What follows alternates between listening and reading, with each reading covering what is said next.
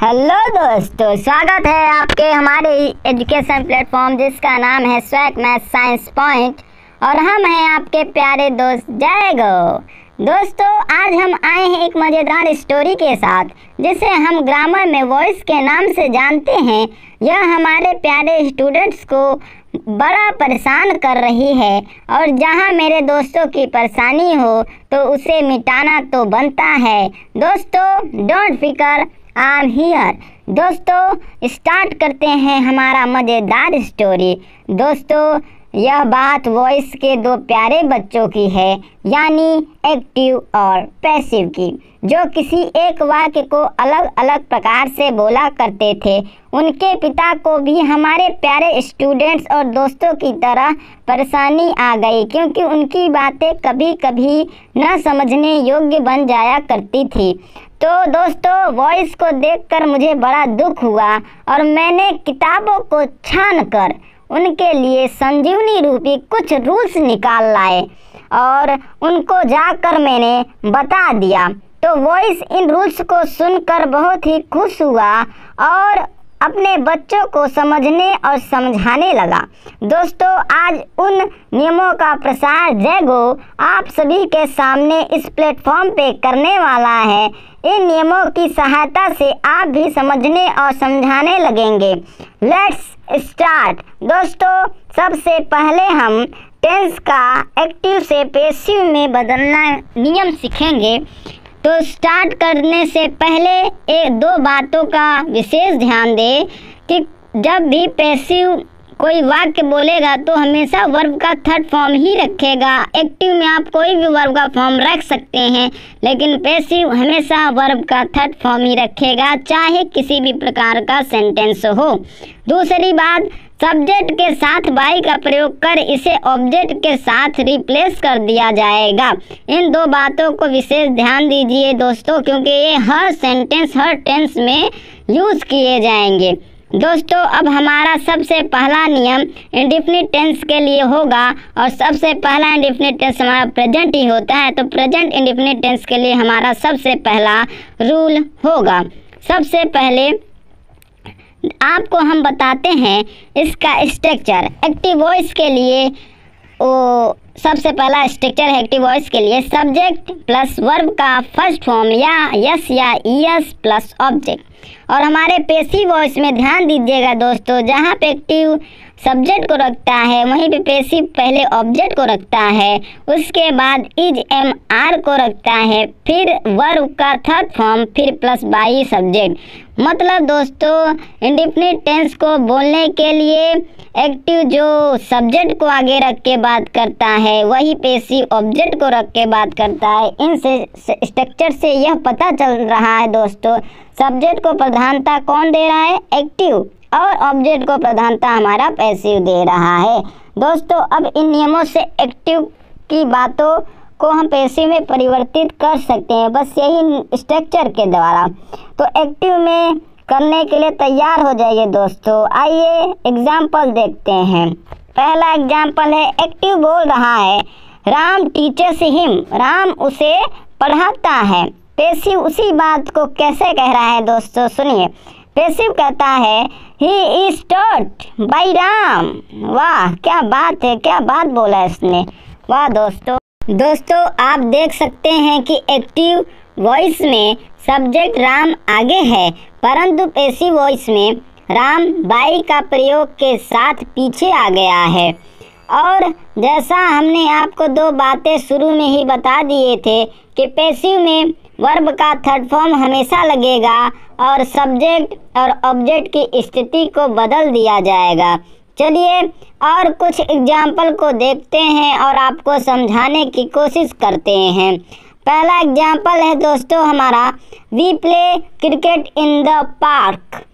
तो इसका पैसिव है दोस्तों, cricket is played by us in the park. आप देख रहे होंगे क्रिकेट को आगे ला दिया गया है क्योंकि क्रिकेट एक ऑब्जेक्ट है और उसके बाद हमने इज का प्रयोग किया है, फिर उसके बाद वर्ब का थर्ड फॉर्म, फिर बाई लगाकर वी को अस बना दिया है। क्योंकि दोस्तों, जब कोई सब्जेक्ट ऑब्जेक्ट बनता है तो वो हमेशा ऑब्जेक्टिव केस में ही रखा जाता है। तो हमारा पैसिव आप देख रहे होंगे कि cricket is the played by us in the park, ये बना है। चलिए दूसरा देखते हैं दोस्तों। They cook the food on the roof, आप देख रहे होंगे इसका passive, the food is cooked bye them on the roof. यहाँ भी वैसे ही नियम का प्रयोग किया गया है दोस्तों। तीसरा आइए देखते हैं, girls love animals, animals are loved by girls.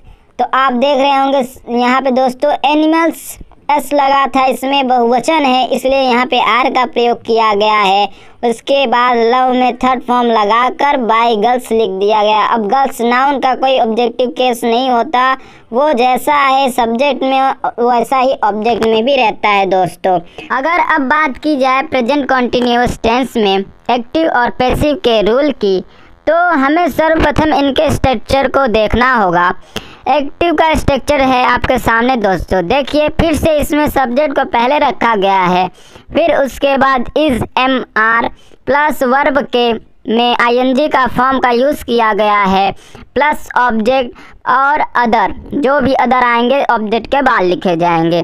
तो दोस्तों पैसिव का आप स्ट्रक्चर देख सकते हैं। ऑब्जेक्ट यहाँ भी सबसे पहले लिखा गया है जैसे हमने इंडेफिनिट में देखा था, object plus is am are plus यहाँ पे एक नया ऐड किया जाएगा being plus by subject plus other, जो भी हमारा होगा।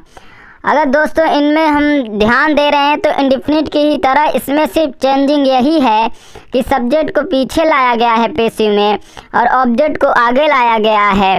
और यहाँ पे इजेमार आप देख सकते हैं, इसी एक्टिव और पैसिव में दोनों में इजेमार आपको दिख रहे होंगे, बस पैसिव में इज एम आर के बाद बीइंग लगाया गया है।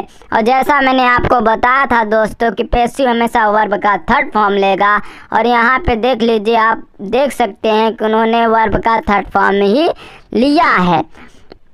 दोस्तों आइए इसके एग्जाम्पल को समझते हैं। तो हमारा पहला एग्जाम्पल है, Ram is calling to Mahesh.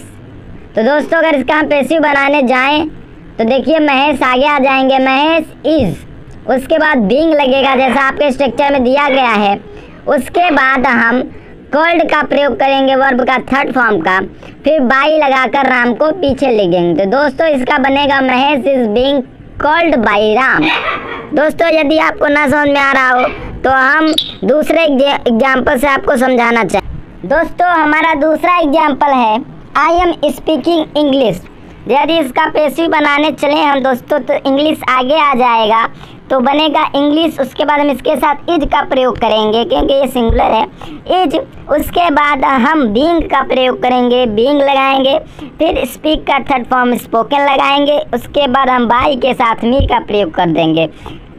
तो दोस्तों इस तरह हमारा पैसिव बनेगा, English is being spoken by me. दोस्तों आइए बढ़ते हैं अपने तीसरे एग्जाम्पल की तरफ। तीसरा एग्जाम्पल हमने इंट्रोगेटिव सेंटेंस का लिया है कि आपको इसी आगे इंट्रोगेटिव सेंटेंस का भी अनुमान हो जाए कैसे बनता है। तो हमने एक एक दो ठो एक्स्ट्रा ऐसे लेते चलेंगे कि आपको हर सेंटेंस का एक्स्ट्रा नॉलेज हो जाए, ठीक है। दोस्तों देखिए यहाँ पे इंट्रोगेटिव दिया है, थर्ड वन है हमारा आई एम। यहाँ पे देखिए थर्ड वन है आपका am I ringing the bell, am I ringing the bell.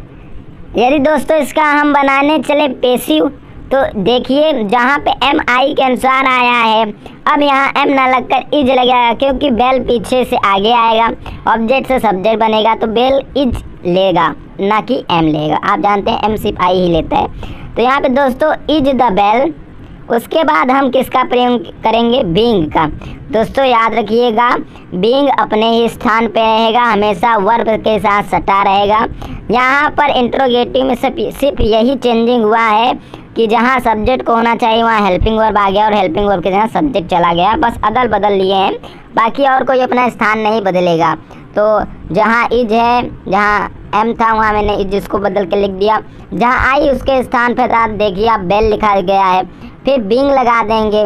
उसके बाद हम रंग लिखेंगे थर्ड फॉर्म रिंग का, तो उसके बाद बाई मी लगा देंगे जो हमारा आई पीछे जाकर ऑब्जेक्टिव केस मी हो जाता है। दोस्तों इसका क्या बना, इज द बेल रंग बाई मी। दोस्तों अब बढ़ते हैं हम अपने अगले टेंस की तरफ, जिसका नाम है प्रेजेंट परफेक्ट टेंस। दोस्तों अगर इसके एक्टिव वॉइस की बात की जाए तो इसमें आप देख रहे होंगे कि सब्जेक्ट प्लस हैज या हैव प्लस वर्ब का थर्ड फॉर्म, उसके बाद हमारा आता है ऑब्जेक्ट, उसके बाद अदर वर्ड। अगर दोस्तों इसके हम पैसिव को बनाने का स्ट्रक्चर का बात करें तो आप देख रहे होंगे पहले ऑब्जेक्ट आया है, फिर हैज या हैव है, उसके बाद हैज और हैव के बाद एक नई चीज़ आ गई है बीन, जो परफेक्ट कॉन्टिन्यूअस में होती है, लेकिन हम पैसिव में इसे परफेक्ट में ही यूज़ करेंगे। प्लस उसके बाद हम वर्ब का थर्ड फॉर्म लिख देंगे। जैसा हम जानते हैं कि पैसिव में हमेशा वर्ब का थर्ड फॉर्म है, तो यहाँ भी वर्ब का थर्ड फॉर्म ही है। उसके बाद बाई सब्जेक्ट लगाएंगे, उसके बाद अदर वर्ड जो भी आया रहेगा हम जोड़ देंगे। तो हमारा दोस्तों ये रहा पैसिव का स्ट्रक्चर, आपने समझ लिया होगा। अगर हम इसके एग्जाम्पल की बात करें दोस्तों, तो हमारा एग्जाम्पल आता है एक्टिव वॉइस के लिए कि my brother has written this letter. My brother has written this letter. यदि इसे हम पैसिव में अगर बदले दोस्तों तो इसका बन जाएगा this letter has been written by my brother. कहने का मतलब है दोस्तों यहाँ पे ऑब्जेक्ट सब्जेक्ट में रिप्लेस हो जाएगा। उसके बाद हम हैज हैव के बाद बीन का प्रयोग करके वर्ब का थर्ड फॉर्म लगा देंगे। दोस्तों हमने आपको आगे अभी इंट्रोगेटिव का बनाना सिखाया था कि कैसे बनता है। अब हम यहाँ पे तीनों नेगेटिव और एक इंट्रोगेटिव दोनों इसको ले लेते हैं कि आपको धीरे धीरे सभी सेंटेंसों का ज्ञान हो जाए। तो अगर हम दोस्तों इसी एक्टिव वॉइस के सेंटेंस को अगर नेगेटिव बनाएं तो हमारा बनता है सेकंड एक्टिव वॉइस का एग्जाम्पल कि my brother has not written this letter. और इसको अगर हम पैसिव में बदलें तो दोस्तों बनेगा हमारा this letter has not been written by my brother. दोस्तों अब बढ़ते हैं अगले टेंस की तरफ, जिसका नाम है प्रेजेंट परफेक्ट कॉन्टिन्यूअस टेंस। दोस्तों इस टेंस का किसी भी प्रकार का पैसिव बनाना इम्पॉसिबल है, इसलिए रूल के मुताबिक अगर सेंटेंस परफेक्ट कॉन्टिन्यूअस में है, चाहे वो पास्ट का हो, चाहे प्रेजेंट का हो, चाहे फ्यूचर का हो, इन तीनों का आपको नहीं बनाना है। किसी भी टेंस का यदि परफेक्ट कॉन्टिन्यूअस टेंस है तो उसका एक्टिव और पैसिव सेम ही रहेगा, उसमें किसी भी प्रकार की चेंजिंग नहीं होगी। दोस्तों अब बढ़ते हैं पास्ट टेंस के इंडेफिनिट की ओर। दोस्तों स्ट्रक्चर आपके सामने आ चुका है। आप देख रहे होंगे कि एक्टिव वॉइस में सब्जेक्ट प्लस वर्ब का second form plus object plus other word है।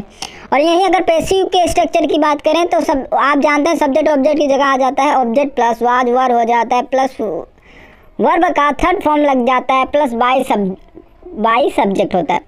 तो दोस्तों आपने स्ट्रक्चर अब धीरे धीरे समझ ही लिया होगा। हमने पीछे बताया कि सब्जेक्ट ऑब्जेक्ट की जगह आते हैं, ऑब्जेक्ट सब्जेक्ट की जगह जाते हैं, और वर्ब थर्ड फॉर्म ले लेता है और कुछ चेंजिंग हो जाते हैं हेल्पिंग वर्ब में। तो दोस्तों अगर पहले एग्जांपल की बात करें पास्ट टेंस के इंडेफिनिट की, तो दोस्तों पहला एग्जांपल है हमारा शी कुक्ड द फूड।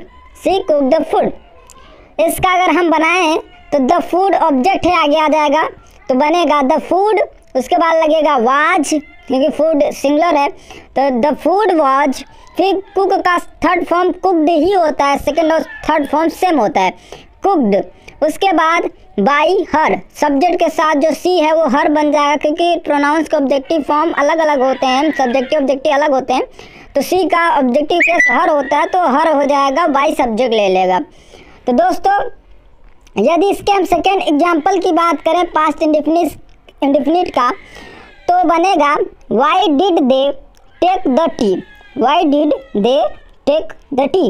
अगर दोस्तों इसका हम बनाएं तो क्या होगा, देखिए ये है हमारा क्वेश्चन वर्ड का सेकंड इंट्रोगेटिव का है, तो वाई ही रहेगा भाई, हमको सिर्फ सब्जेक्ट और ऑब्जेक्ट को बदलना है, बाकी और किसी को भी नहीं छूना है, तो वाई अपनी जगह रहेगा। डिड को हम वाज में बदल देंगे। उसके बाद ऑब्जेक्ट जो हमारा द टी है वो आगे आ जाएगा दे की जगह, तो द टी हो जाएगा। फिर थर्ड फॉर्म टेक का टेक्ड हो जाएगा, उसके बाद बाई देम, दे का देखिए ऑब्जेक्टिव फॉर्म देम हो गया। तो ऐसे हमारा सेकंड एग्जाम्पल भी पूरा हुआ दोस्तों। अब टाइम है पास्ट कॉन्टिन्यूअस की तरफ जाने का। दोस्तों स्ट्रक्चर आपके सामने पेश है। एक्टिव, अगर आप देख रहे होंगे कि एक्टिव में फिर से सब्जेक्ट है, प्लस वाज वर है, प्लस आपका वर्ब में आईएनजी है, plus object plus other word. ये आप तो जानते हैं कि ये कॉन्टिन्यूअस टेंस आपको भली भांति टेंस के द्वारा पता है। अगर बात करें पैसिव का तो देखिए यहाँ पे सब्जेक्ट की जगह ऑब्जेक्ट आ गया है, ऑब्जेक्ट की जगह सब्जेक्ट आया है। तो ऑब्जेक्ट पहले आया है, उसके बाद देखिए कोई वाज वर्ब में कोई अंतर नहीं है, वही है।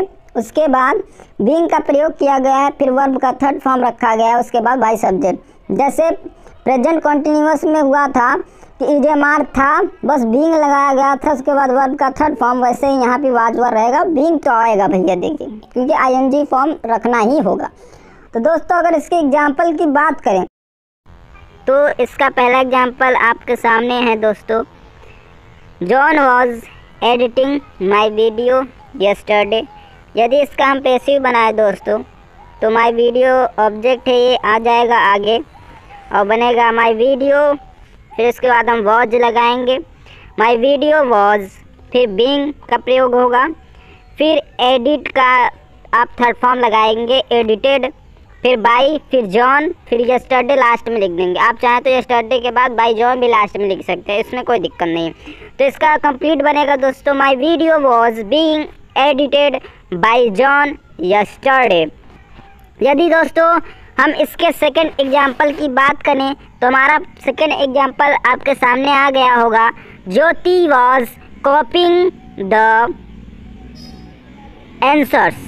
अगर इसकी बात करें कि जो ज्योति है वो आंसर की कॉपी कर रही है, तो इसका अगर पैसिव बनाए हम तो द आंसर जो ऑब्जेक्ट है वो आगे आ जाएगा। तो द आंसर्स, उसके बाद यहाँ पे वर आएगा क्योंकि प्लूरल है आंसर्स, तो द आंसर्स वर बीइंग, फिर कॉपी का थर्ड फॉर्म कॉपीड होता है दोस्तों, फिर by John, Jyoti, by Jyoti. तो the answer was being copied by Jyoti.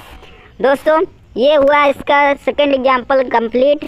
दोस्तों हम कोशिश करेंगे आपको और आगे ले चलने की। अब हम दोस्तों अंततः हम पहुंच गए हैं अपने अगले टेंस पास्ट परफेक्ट टेंस की तरफ।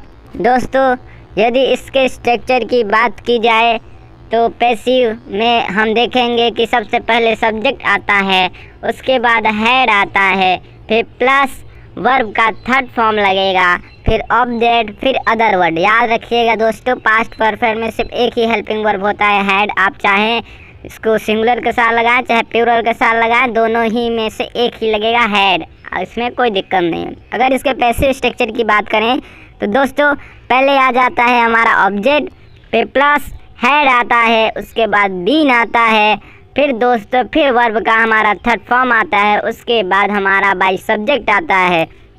दोस्तों आप देख रहे होंगे जैसे हमने पहले ही आपको बताया कि सब्जेक्ट ऑब्जेक्ट की जगह बदल गया है और यहाँ पे एक नया पैसिव में हेल्पिंग वर्ब जुड़ा है जिसको हम बीन कह सकते हैं। तो इसके पहले एग्जाम्पल की अगर बात करें तो हमारा पहला एग्जाम्पल है दोस्तों राम हैड एनॉयड मी। अगर इसका हम पैसिव बनाए दोस्तों तो मी आगे आकर आई बनेगा, तो बनेगा आई, फिर हैड, फिर बीन, आई हैड बीन। उसके बाद हमारा जो एनॉय है वो एनॉयड ही रहेगा क्योंकि वर्ब में थर्ड फॉर्म वहाँ भी लेता है, यहाँ पे तो एनॉयड ही रहेगा। और दोस्तों हमारा जो राम है वो बाई लग के पीछे चला जाएगा, तो हमारा पैसिव बनेगा दोस्तों I had been annoyed by Ram. दोस्तों बढ़ते हैं अपने दूसरे एग्जाम्पल की तरफ। तो दोस्तों दूसरा एग्जाम्पल है हमारा महेश हैड चैलेंज्ड मोहन। अगर इसका हम पैसिव बनाएं दोस्तों तो मोहन आगे आ जाएंगे। Mohan had been challenged by Mahesh. दोस्तों हमने आपको अभी तक प्रेजेंट और पास्ट की सभी एक्टिव पैसिव से और इसके स्ट्रक्चरों से रूबरू करा दिया है। दोस्तों यदि हम इसके आगे वाले टेंस पास्ट परफेक्ट कॉन्टिन्यूअस की बात करें तो मैंने जैसे ही आपको बताया कि परफेक्ट कॉन्टिन्यूअस का नहीं बनता, वैसे ही पास्ट परफेक्ट कॉन्टिन्यूअस का भी नहीं बनेगा। ये जैसा है वैसा ही रहेगा। तो दोस्तों आज के लिए बस इतना ही। हम अगले वीडियो में फ्यूचर और मॉडल्स दोनों की बात करेंगे। वीडियो ज़्यादा बड़ा न होने के कारण ही हम इसको यहीं रोक रहे हैं। आपको अगले पार्ट में हम फ्यूचर और मॉडल दोनों के विषय में, इसके पैसिव और एक्टिव के विषय में बताएंगे। दोस्तों, चैनल को सब्सक्राइब करना मत भूलिएगा। Thanks for watching. जय